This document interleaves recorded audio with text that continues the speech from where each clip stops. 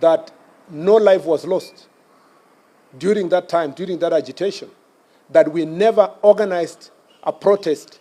We never agitated for Matatu sector to stop transport. In fact, I dare say that the leaders of Matatu industry at that point in time never protested against the government. So the question you should be asking yourself, why did they feel that it was okay to understand President Uhuru Kenyatta, but when it is President William Ruto, they should go to the streets? You should ask yourself, why did they not stop their vehicles just less than 4 years ago? And why is it that in the administration of President William Ruto, they have stopped their vehicles from coming to the streets? There must be something. There must be a certain level of profiling that applies to William Ruto that does not apply to President Uhuru Kenyatta. And the guess is as good as, your guess is as good as mine. If you will give us credit for those who were opposed to the administration that time, you must give us credit for using constitutional means and using the floor of the House and giving alternative suggestions to how to handle the fuel crisis. We never organized one protest, no life was lost, no supermarket was looted, no person was targeted to be killed as a result of the higher fuel prices less than 5 years ago. So I am very proud of my record and the statements I made in the Senate just about 5 years ago. And I'm very proud of how President William Ruto handled his opposition to how government was running its affairs in the last 5 years. I wish current opposition would emulate him instead of organizing violence and so forth. And I am just asking the most simple thing.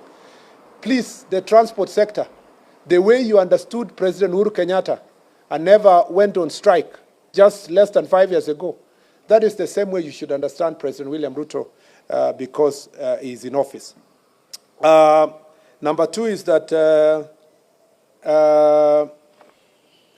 how can we ensure that in future protests do not lead to loss of life?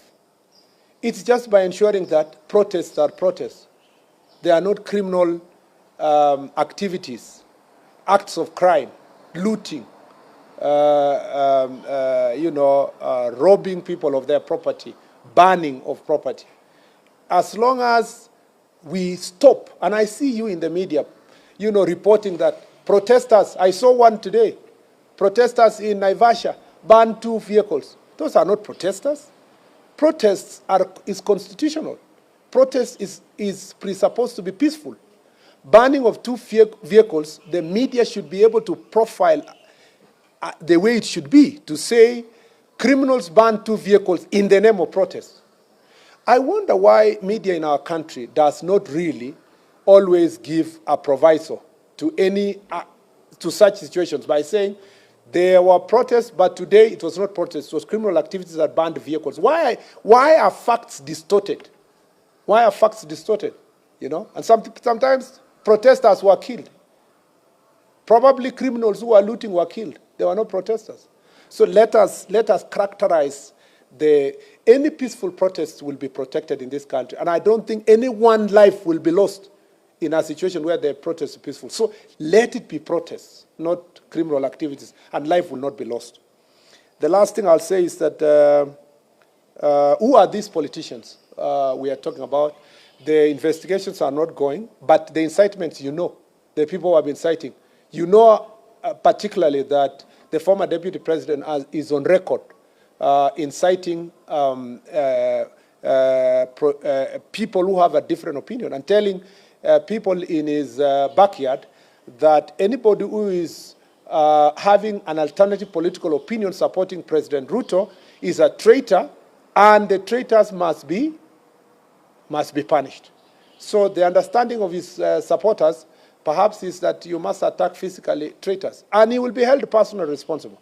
And all other politicians who are engaging in these acts of violence will personally be held responsible. I see sometimes some of these politicians speaking about ICC, take this one, ICC, and so forth. I don't know if they know that they are making their bed now and they will lie in it. So it is important for every one of us to become aware of their own acts. And we will take the necessary legal steps to bring all of them to face the law.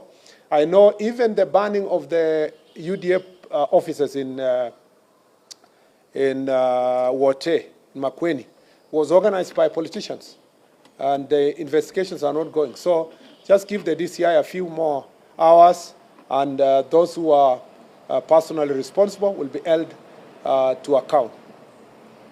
I think I have answered all the questions. Yeah, I'm seeing somebody somewhere there. Yes, last one.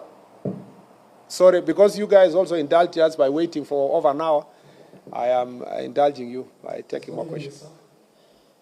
There's a dictatorship of the Kenyans. They're crying, why landlord countries, their prices are going down. Yet they're getting their fuel from the same port, which is the Mombasa port. Including the Ethiopia, which is very, very low than Kenyans. I don't want to mention countries, but the last example you gave, just go and Google now if they have any fuel. Okay? Even some of our neighboring countries already, they are rationing their fuel by telling the motorists they will take only a certain amount per week. So Kenya is different. We are a different economy. We have different challenges, and we have different approaches to issues. But I don't think in the next few days you will be willing to ask the same question in terms of comparison of price, because the information we have is that as days go by, everybody is feeling the impact, even by our neighbors. So that difference you're speaking about is not significant enough for you to measure the difference. Let's give it another 2 weeks and let's have that discussion again. But the most competent institution to respond to your question, of course, is the Ministry of Energy, and you know, because of the meeting they have at the moment, and the Treasury and so forth, they will answer that question accordingly. The question you should also be asking is that how come in many countries where they have higher fuel prices, why are they not protesting by stopping public transport? Logically, the fact that the fuel is there should have guaranteed public transport, maybe at some slight higher cost. Then when government comes in, they would ask themselves, do we cushion the fuel prices or cushion the service provider by giving certain subsidy? But to say the fuel is there and you are not going to be able to continue public transport, I think it's unfortunate. And I'll tell you, just ask yourself a fundamental question. There is a reason why 5 years ago, under the leadership of President Uhuru Kenyatta, the public transport owners do not go on strike. And they decided in this particular time, at this particular time, in the administration of President William Ruto, they went on strike. That is a question that should prick your conscience and the conscience of any person who